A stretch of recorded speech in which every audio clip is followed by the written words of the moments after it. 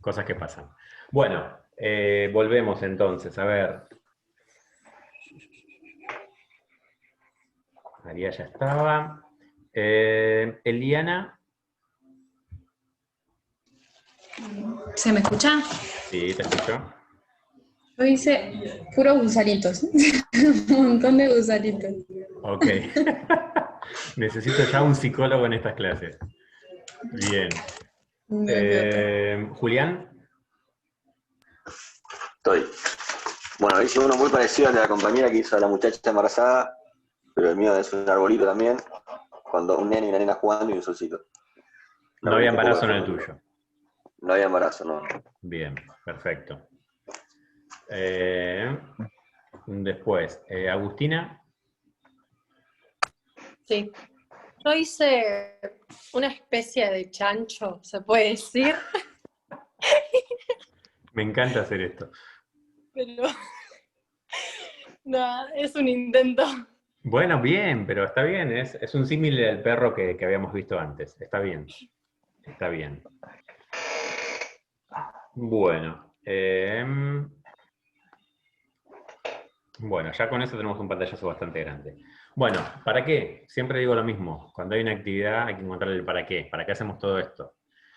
¿Qué es lo que queremos ver con este tipo de actividad? Esto en realidad es una actividad de creatividad. ¿Sí? Yo con ustedes no lo iba a hacer porque ya me demostraron en la primera clase que eran muy creativos en cuanto a la imaginación de las imágenes que habían visto. Pero bueno, hoy siguen reafirmando lo que digo. Es una actividad de creatividad, pero yo la utilizo en realidad para otra cosa, y es para entender cómo funciona un objetivo y cómo funciona el planificar a través de los objetivos. Lo que estamos haciendo es, yo les di una pauta, ¿sí? Les dije que lo que tenían que hacer era armar un dibujo utilizando la mayor cantidad de círculos. Esa pauta claramente no era, y para la redundancia, no era clara. No se entendía bien qué es lo que había que hacer, porque llevó a que cada uno de ustedes haga cosas distintas. El sentido de trabajar con un objetivo es el de guiar los comportamientos de las personas. Es el lograr que todas las personas se dirijan sus comportamientos hacia ese lugar, hacia ese objetivo. El objetivo, por lo tanto, para que sea válido, tiene que ser claro. Si no es claro el objetivo, no va a guiar los comportamientos. Vieron que muchos de ustedes lo que hicieron fue dibujar con los círculos que habían dibujado inicialmente en el papel. Y otros lo que hicieron es círculos afuera. Los que hicieron círculos afuera, mi pregunta es, ¿para qué creen ustedes que hicimos los círculos antes? Los 25 círculos. ¿Sí? Para O sea, utilizar todos. claro, tiene algún sentido el tema este de utilizar todos. El del cajón que comentaban, creo que había sido Natalia, que había dicho que lo había rodeado y era un cajón. Bueno, en realidad, a mí una vez me dieron una respuesta que era muy buena, que era lo mismo, que eran todos los círculos rodeados con un cuadrado, y era un rallador de queso. Y me pareció genial. Y este del cajón también me parece muy bueno, porque con algo muy simple se logra Ay, el... profe, perdón que lo interrumpa, Sí. pero es lo que hizo Elena, que justo cuando le quisimos comentar qué era lo que había dibujado, fue Ah, lo que hizo bien. ella. Y cuando Bien. retomamos con Eliana y quedó lo de... Pero es exactamente lo que hizo Elena, nada. Ok, perfecto. Bueno, entonces, si se saca un 10, tiene un punto más, ya lo sabe. Ay, bueno. No, soy una cosa... Cuando soy generoso, olvídense. Bueno, entonces, la idea es muy buena porque con algo muy simple se logra el objetivo, ¿sí? Ahí logramos eficiencia en cuanto a la utilización de los recursos, y como el objetivo se logra, lo que estamos logrando es eficacia. Y el enfoque neoclásico apunta justamente, y es la principal diferencia, apunta a la eficacia, no solo a la eficiencia. No busca, como los clásicos, solamente ver cómo hago para utilizar mejor los recursos, sino que además a esto le suma el tratar de lograr un objetivo. Empieza a tener mucha relevancia el concepto de objetivo, ¿sí? Por esto que les decía yo, me ocupo de distintas ramas, de distintas industrias, por lo tanto, yo no puedo saber todo de cada una de esas ramas. y por eso es que necesito establecerle objetivos a cada una de estas líneas de producción para que entre todos se llegue a un objetivo general de la empresa. ¿Sí? Yo le voy a decir al sector de alimentos que el objetivo es tener una ganancia de X cantidad de dinero. No le voy a decir cómo lo tiene que hacer, ¿sí? Porque yo no sé cómo hacerlo. ¿Está bien?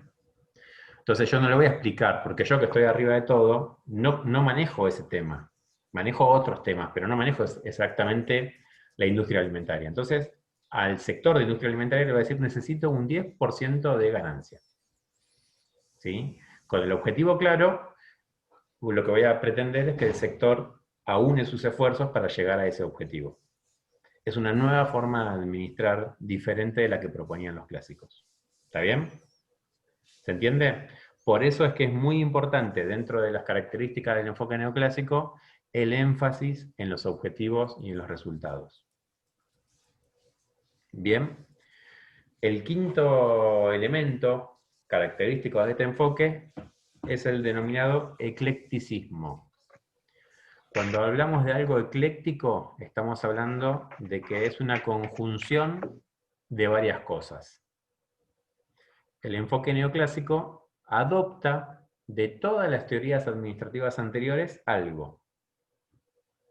¿De cuál va a adoptar más? Bueno, claramente de la teoría clásica, si no, no se llamarían neoclásicos.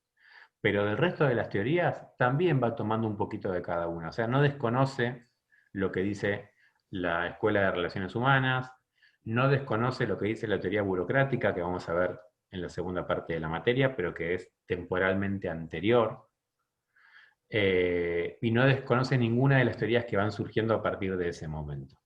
¿Sí? Sino que trata de ir agarrando de cada una, llevándolo a lo que necesita, que es la búsqueda del logro de objetivos, el generar eficacia en las organizaciones. Busca la eficacia, los clásicos buscaban la eficiencia, entonces al adoptar la teoría clásica también, está buscando las dos cosas a la vez, eficiencia y eficacia. Perdón, hay un concepto que el objetivo tiene que ser SMART, algo así me suena Sí. de haber leído por algún lado, sí. que tiene que ser específico, el objetivo medible.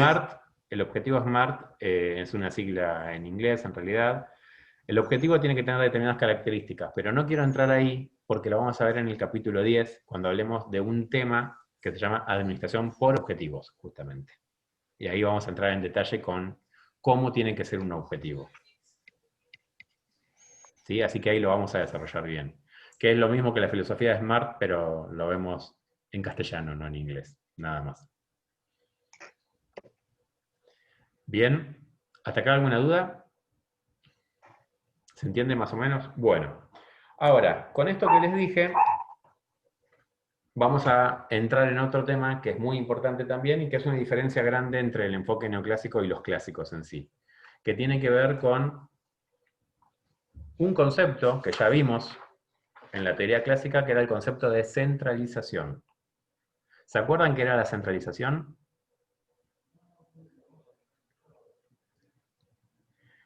Lo de Abril calculo que está bien por el gesto, pero no la escucho. Era como la toma de decisiones en un mismo sector, que sería la cúpula de la jerarquía. Exactamente. Perfecto. Eso es centralización, ¿sí? Que todas las decisiones se toman en un mismo lugar. Los neoclásicos introducen un concepto que es el concepto contrario, que es el concepto de descentralización, que es que la toma de decisiones se realice en otros sectores, no solamente en la cúpula. Cuando uno descentraliza, lo que está haciendo es darle a los niveles inferiores a la cúpula la posibilidad de tomar decisiones. ¿Por qué proponen la descentralización? Porque, como yo les contaba, las organizaciones se empiezan a dedicar a distintas cosas. Y como se dedican a distintas cosas, a distintos rubros, no puedo tomar yo solo todas las decisiones. Necesito que cada uno de los rubros pueda tomar sus propias decisiones, porque en cada uno de esos lugares va a haber un especialista que se va a dedicar a tomar decisiones. Un especialista de ese rubro, ¿sí? Les voy a mostrar un dibujito que seguramente van a reconocer. ¿Lo ven ahí? ¿Qué es eso? ¿Alguien sabe? Un organigrama. Un organigrama. ¿Y qué es un organigrama? Por ejemplo, en una empresa... Ay, perdón, se escucha mi perro de fondo. No pasa nada. Por ejemplo, en una empresa te muestra la jerarquía dentro de la empresa en formato de organigrama. Bien. ¿Solo la jerarquía te muestra? Digamos, los rangos, quién está en ese puesto, en ese cargo, no sé. Bien, volvemos al dibujito. Lo que dice Belén tiene que ver con que te marca las líneas jerárquicas, es decir, los niveles de autoridad dentro de una organización. Tiene más autoridad que todos los que están abajo. ¿Lo ven? Después siguen los que están en esta línea, después siguen los que están en la tercera línea, y después siguen los de la línea de abajo. ¿Sí? Entonces con esto yo ya voy viendo los niveles jerárquicos de la organización.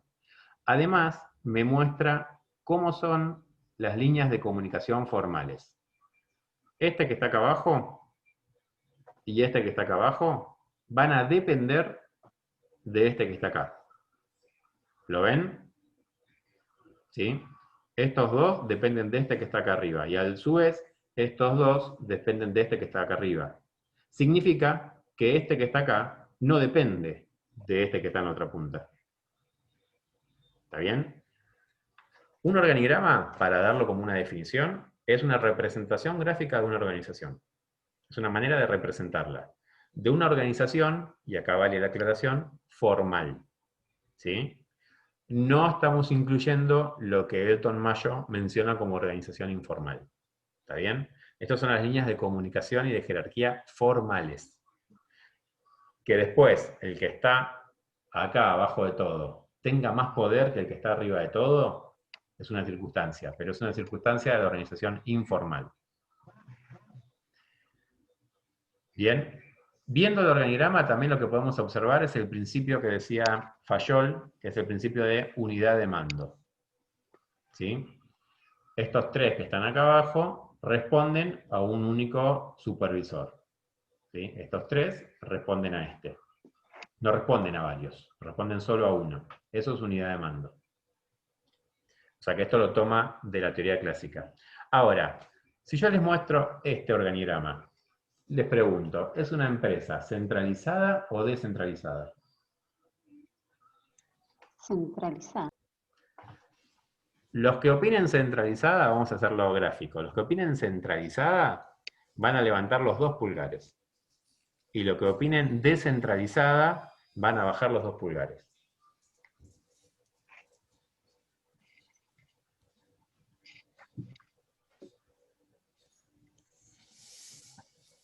Bien.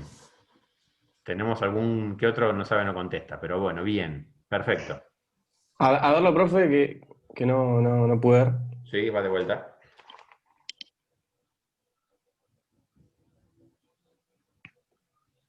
¿Centralizada o descentralizada?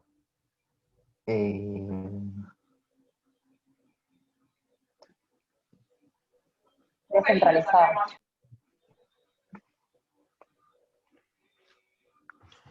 Bien, en realidad lo de los pulgares es porque yo después le pongo música de piñón fijo y lo subo todo esto a YouTube.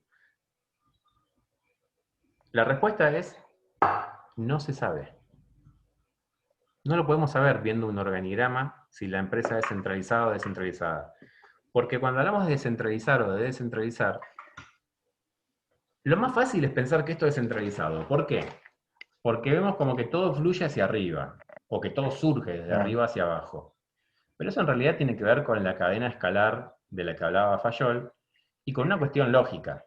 Siempre son más los que están abajo que los que están arriba. ¿Sí? Es raro encontrar una empresa que tenga más jefes que empleados. Es raro, no es imposible, pero es raro. ¿Bien? Ahora, viendo el organigrama, yo no puedo saber si la empresa es centralizada o no, porque el concepto de centralización y de descentralización habla de dónde se toman las decisiones, y eso en el organigrama no se ve reflejado. Tendríamos que tener la descripción de cada uno de los cargos, para ver quiénes pueden tomar decisiones y quiénes no. y a partir de eso poder definir si es centralizada o no la empresa. ¿Sí? Porque este organigrama que originalmente pareciera centralizado, puede ser, por ejemplo, un hospital. Y en un hospital hay un alto grado de descentralización. Cada una de las unidades de un hospital se maneja de manera diferente y cada una de las especialidades son únicas y es muy difícil que una persona conozca todas las especialidades.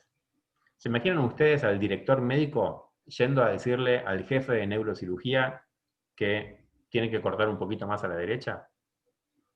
Dale un poquito más ahí. Ahí no, un poquito más. O discutirle un diagnóstico. ¿Sí? La toma de decisiones claramente está descentralizada, porque justamente para eso tengo especialistas, para poder descentralizar y que ellos tomen las decisiones porque se especializan en esos temas. Si soy un director general, tengo un conocimiento general y lo que sé realmente es cómo conducir a la organización. No tengo por qué saber específicamente la tarea de cada uno de los sectores, porque justamente para eso descentralizo y para eso especializo. ¿Está bien? Entonces, es una trampa en realidad porque viendo el organigrama no puedo saber si es centralizado o no. Ustedes tienen para estudiar ventajas y desventajas, esta parte parece a mí un trabalengua, ventajas y desventajas de la centralización y de la descentralización. Mi propuesta es que tienen que estudiar solamente una de las dos. O estudian centralización o estudian descentralización. Porque la otra es exactamente lo opuesto. Por ejemplo, una ventaja de la centralización, de que la toma de decisiones esté centralizada, es que las decisiones se van a tomar con un criterio único.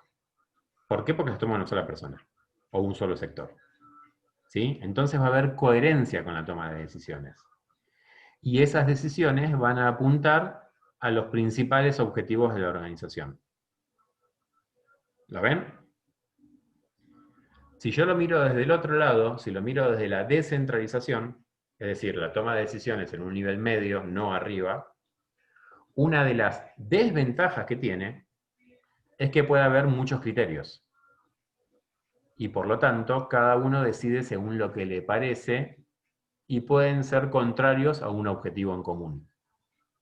¿Sí? Uno de los problemas más grandes de la descentralización es, bueno, ¿cómo hago para que trabajen de manera coordinada estos sectores? ¿Sí? Porque si cada uno decide sobre su sector, bueno, pero esto sigue siendo una sola empresa, no son muchas mini empresas. Una ventaja de la descentralización, ¿sí? De que las decisiones se tomen un poco más abajo, es que entre el que toma la decisión y el lugar donde se producen los hechos, que es la parte de abajo de todo, hay menor distancia. ¿Sí? Entonces, de esa manera, hay menos ruido en la comunicación. Y es algo más directo, ¿sí? Si yo que soy empleado le digo a mi jefe y él toma la decisión de lo que hay que hacer y ya está, la comunicación es directa. Ahora, si yo le digo a mi jefe y él le tiene que consultar a su jefe, que le tiene que consultar a su jefe para que tome una decisión, hay demasiados pasos en el medio y la comunicación tiene mucho ruido. Y se genera el efecto teléfono descompuesto. ¿Jugaron alguna vez de chiquitos al teléfono descompuesto? ¿Sí o no tienen idea de qué estoy hablando?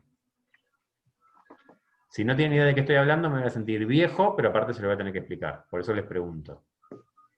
¿Tienen idea de qué se trata el teléfono descompuesto?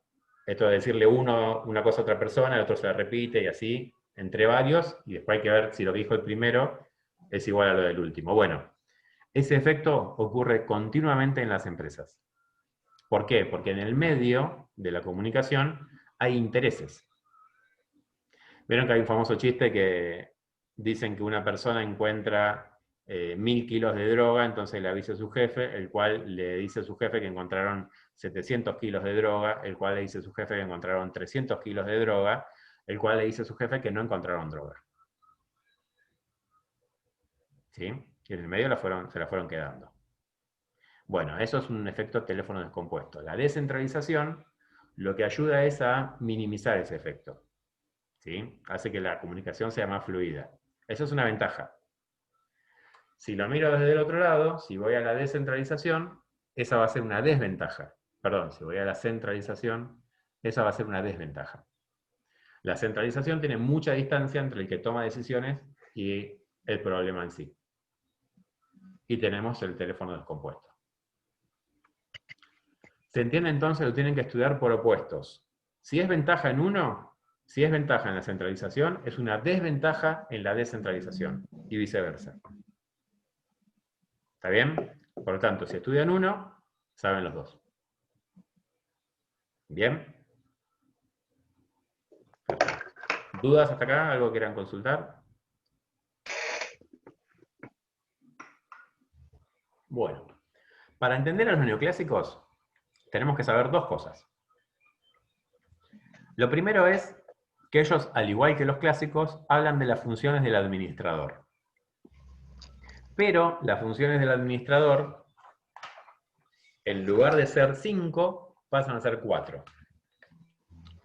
Las funciones de los clásicos eran planificar, organizar, dirigir, coordinar y controlar. ¿Sí? Yo les dije que la tenían que saber de memoria, que se la tenían que tatuar. Bueno, es así. Los neoclásicos van a decir que las funciones del administrador son 4. Planificar, organizar, dirigir y controlar. Los voy a ir anotando yo para hacer un cuadro. Planificar, organizar, dirigir y controlar, ¿sí? Dentro de la dirección incluyen la coordinación también. La función de coordinación está incluida dentro de dirección. Las definiciones son exactamente iguales que lo que vimos en la escuela clásica, ¿sí? ¿Qué es planificar? Es pensar a futuro qué es lo que voy a hacer. ¿Qué es organizar? Es ver cómo estructuro los recursos que tengo. Dirigir es cómo hago para que esos recursos funcionen en armonía. Y controlar es ver si lo que planifiqué sucede o no sucede. Y a partir de eso vuelvo a planificar. ¿Sí? Hasta ahí es igual que la teoría clásica. Entonces, lo primero que tenemos que saber es que hablan de 4 funciones. Lo segundo que tenemos que saber es que los neoclásicos dividen a la empresa en 3 partes. Dicen que todas las empresas tienen 3 sectores diferentes. Y lo van a ver ustedes como una pirámide.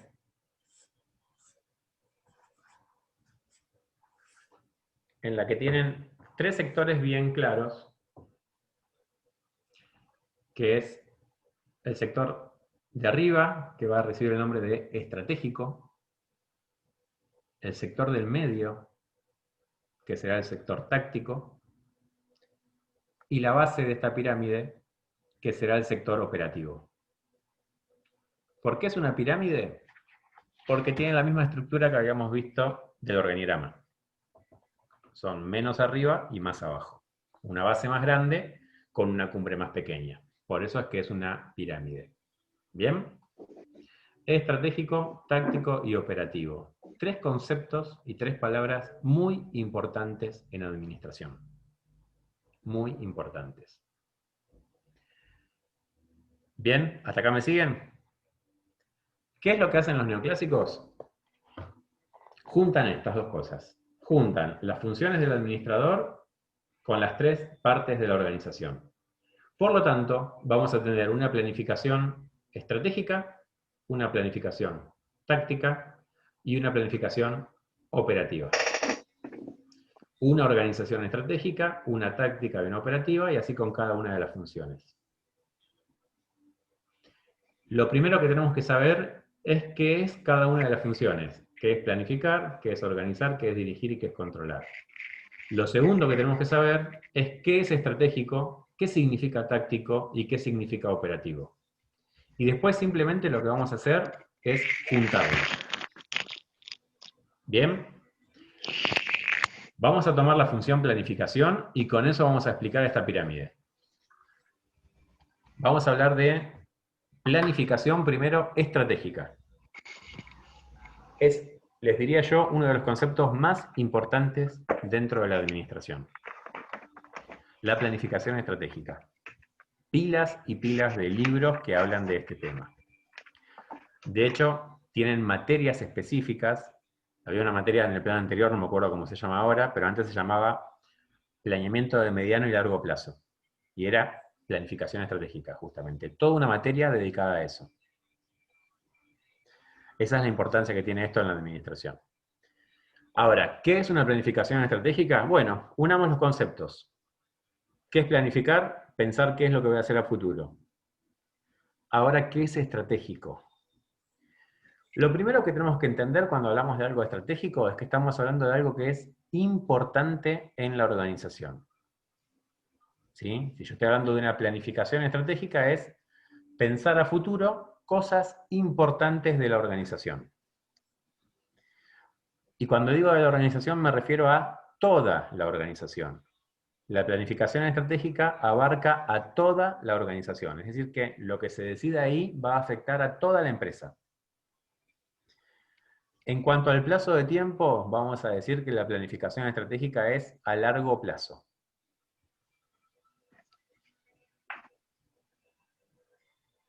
Les pregunto a ustedes, ¿qué es largo plazo?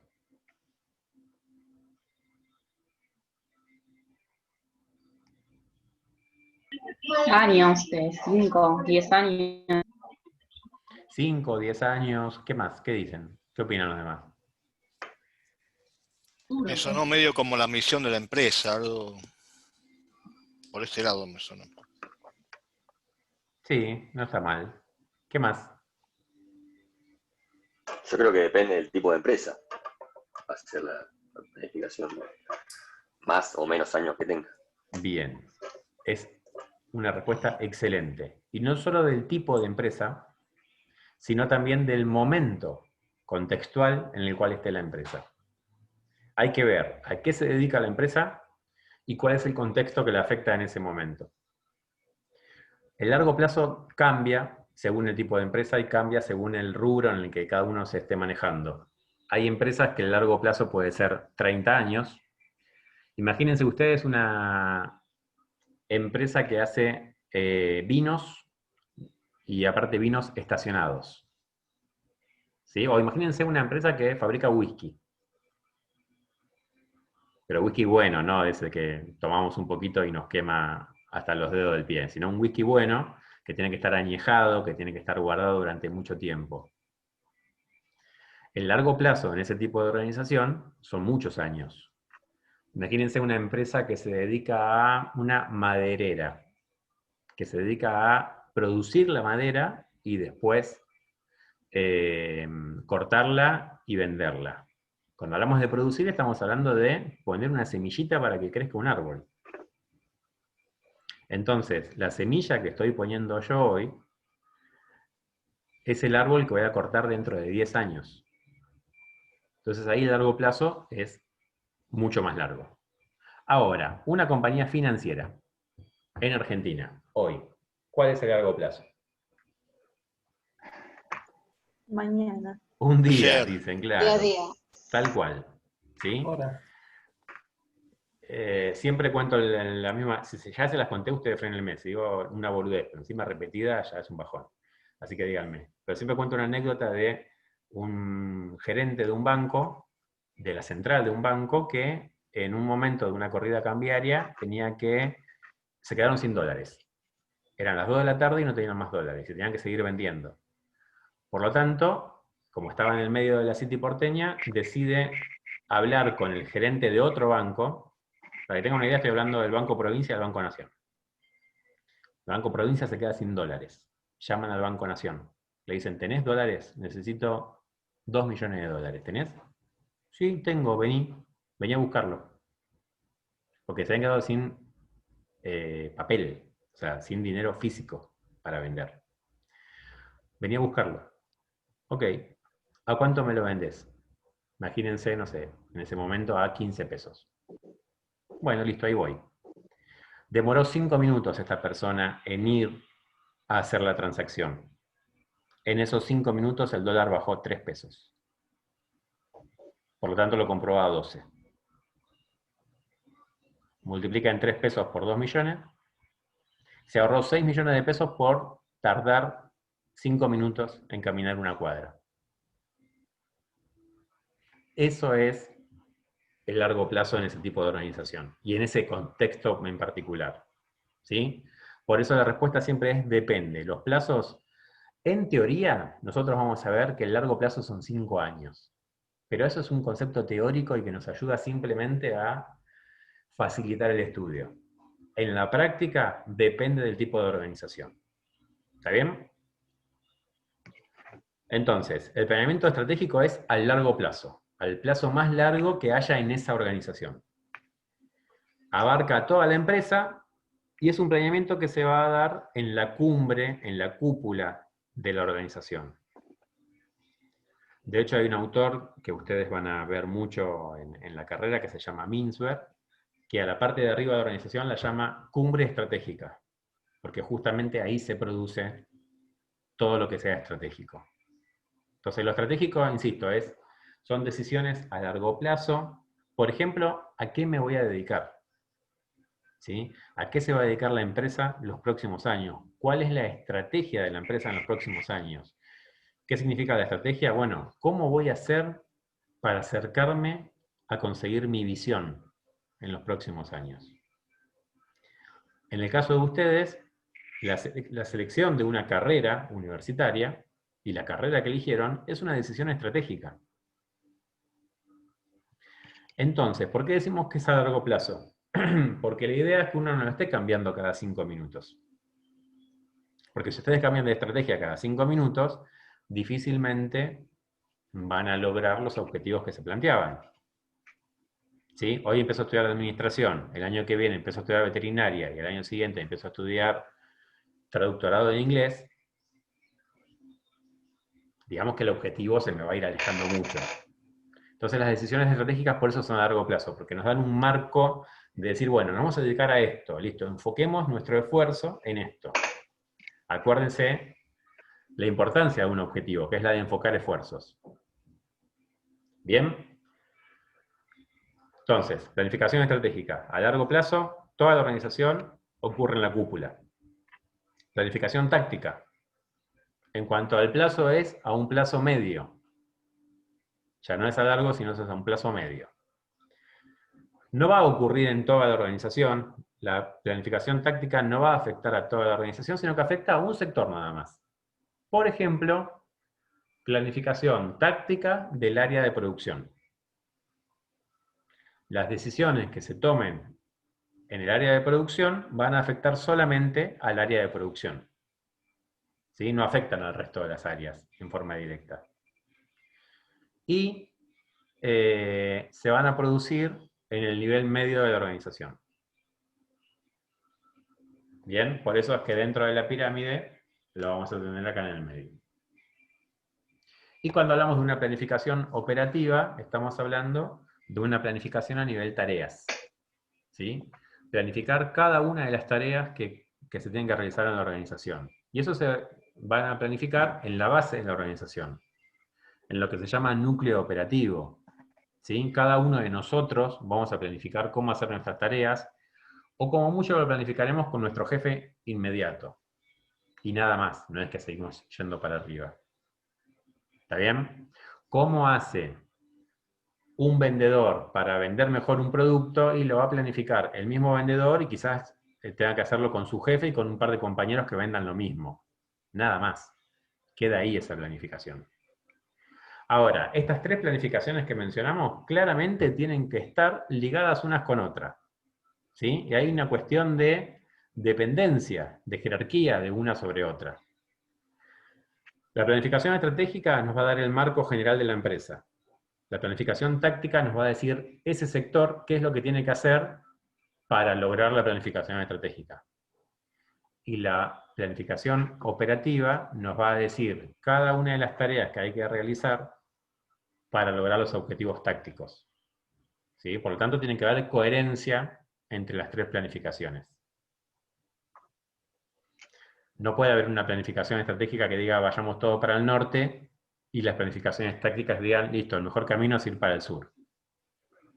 ¿Sí? De esa manera no hay coherencia en la organización y generalmente lo que sucede es que esa organización fracasa. ¿Está bien? De la misma manera que hablamos de planificación, ustedes van a hablar de las otras 3 funciones. Y van a ver que en el libro de Chevenato tienen justamente a las 4 funciones administrativas detalladas en estos 3 niveles. Lo único que hace es cambiarles un poco el nombre. En lugar de estratégico dice global. En lugar de táctico puede decir departamental. ¿Sí? Pero en definitiva, la idea es siempre la misma. Si ustedes entienden una de las funciones con los 3 niveles de cobertura, van a entender todas las funciones. ¿Está bien?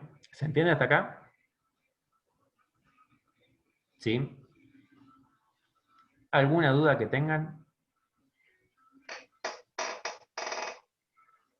Los que leyeron el capítulo 7, ¿se entiende más o menos? ¿Aclara, no aclara, confunde más? Están todos con cara de póker en este momento, así que no sé si es que sí, que no, que más o menos. Sí, aclara, profe. Sí, Bueno. yo leí, sí, se entiende bastante bien, profe. Yo hoy recién lo terminé de leer, así que sí, se entiende bastante bien. Bien, perfecto. Bueno, recuerden que el parcial es dentro de 2 semanas. Dentro de 3 semanas, perdón. El 21 habíamos dicho, ¿verdad? Sí. Bueno. Semana que viene vamos a ver el capítulo 8. Vamos a seguir con el enfoque neoclásico. El enfoque neoclásico es el tema más importante de la materia. Por lo tanto, ustedes van a ver que en el libro de Chevenato tienen 4 capítulos dedicados a este tema. ¿Saben por qué es el más importante? Porque es el que en la actualidad más se utiliza. A pesar de que desde la década del 50 sigue siendo el enfoque que más se utiliza en las empresas, sobre todo en Argentina, hoy en día. Entonces, los conceptos que vamos a ver en esta parte de la materia son conceptos muy palpables con la actualidad, ¿sí? Que los van a ver mucho ustedes. De ahí la importancia de este tema. Claramente es uno de los temas que más se van a preguntar en un examen, porque es un tema central de la materia, todo lo que es el enfoque neoclásico. Bien. Bueno, si no hay más dudas, los libero. No es que los mando al recreo, ya está, se acabó. Bueno, la alegría que tienen por no estar más en clase es impresionante. Bueno, nos vemos la semana que viene entonces, vamos a seguir con el capítulo 8. Todos los que puedan lean, todos los que no leyeron hasta ahora, por favor, avancen con la lectura porque se le va a juntar todo y es un montón. ¿Sí? Nos vemos la clase que viene. Que tengan todos una buena semana. Igualmente, profe. Muchas gracias. Buena semana. Suerte, nos vemos. Hasta luego. Chao, buenas noches. Hasta luego. Buenas noches.